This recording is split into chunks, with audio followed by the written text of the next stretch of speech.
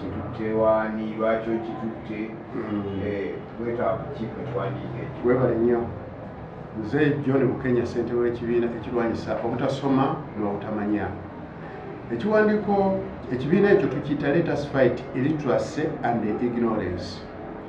Mwaka ogwa 2024 twalabanga abantu baffe abataasoma balina obwetaavu bw'okukiikirirwa mu lukiiko olukulu olw'eggwanga.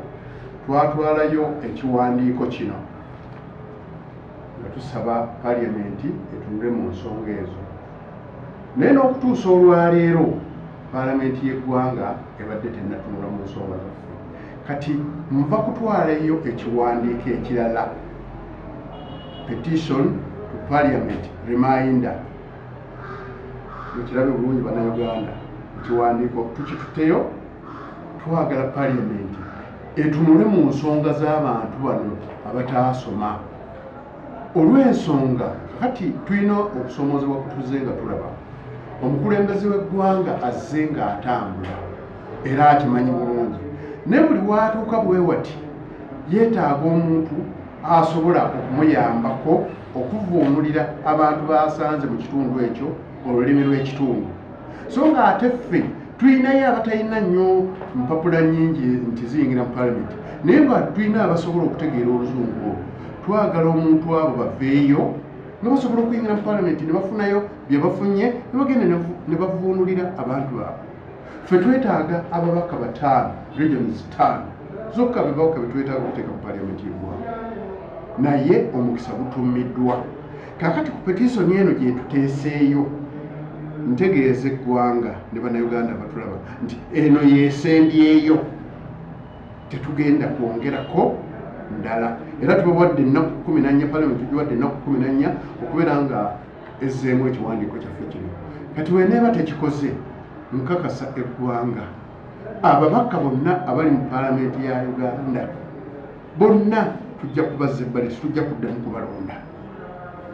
Tujjako omubaka anaabavuddeyo n'ateesa ku petitioni yaffe. N'abo abaasomako akatono bakola ebitundu 75 ku buli 100, 75% be bannayuganda abatakwalifayinga kuyingira Paalamenti ya ggwanga oba ebifo byonna ebyobuvunaanyizibwa tebalina certificate ya senior 6. Kaakati ssemateeka wa Uganda ffe yatugatta n'omuntu atamanyi kuwandiika linnya lye ku ludda olwa politics. Bw'olaba asomyeko n'atuuka mu senior ey'okuna bakwetaagisa waakiri certificate gye bayita equivalent certificate ofaanana owa senior 6. Kati bameka bw'otunuulya nnamba eyo tuli bangi nnyo, naye omulundi guno bwaba nga tebatunudde mu nsonga zaffe, naffe tugenda kudda mu kamooli tubaleke. Muzeeyo olowooza ebizibu bya Uganda mwe kukiikirirwa? Yes, twetaaga okukiikirirwa kubanga kati bw'otunulya ababaka be twateekayo ffe tebalina kye batuyambye, tebalina kye batugasiza. Tulina ensonga nnyingi nnyo ezituluma. Njagala okuwa ekyokulabirako. Kati bannayuganda temuli awo, buli munnayuganda ndaba essaawa eno akaaba obwavu. Obwavu bututta, obwavu bututta. Tulina okukyusa education system ya Uganda, tulina okugikyusa. Tutandike okusomesa abaana ebitone, kubanga buli mwana alina okuyitibwako, alina ekitone ekyamuzaalirwamu. Tutandike okusitula ebitone ebyo. Omwana bw'amala okusoma primary level paka P7, okutandika senior 1 omwana wa Uganda alina kusoma mulimu ogwo gumuli mu bwongo bw'ayagala, eggwanga lijja kubanga likula. Naye bye tukyasomesa abaana bikyali bifu. Kati gwandaba ekitone nnyo, mukazi wattu musajja wattu otunda nnyaanya, butungulu biki, naye nga we ofulumya obukadde obutakka wansi bwa 2 oweerera baana n'otobeera mu mbeera eyo neyekunyiga abaana n'obatuusa ku university. Bw'omwana bwatuuka ku university n'akomekkereza ng'asomye Napoleon, asomye Mississippi, ebitalina mugaso e Uganda, ebitalina mugaso e Uganda. Omwana omusomesa French Revolution, Uganda tukyetaaga French Revolution, alina watutwala. Yes sir. Akabiru katandise. Sinigati babawa bifo, nzidati bane kusuira tugenda kumubira yi, ogende tugenda kumubira yizinga abantu bafete bulinya mu tugenda kulonda. Sabo twabadde n'olukiiko Tabamiruka annual general meeting twagituuzizza ewiiki ewedde.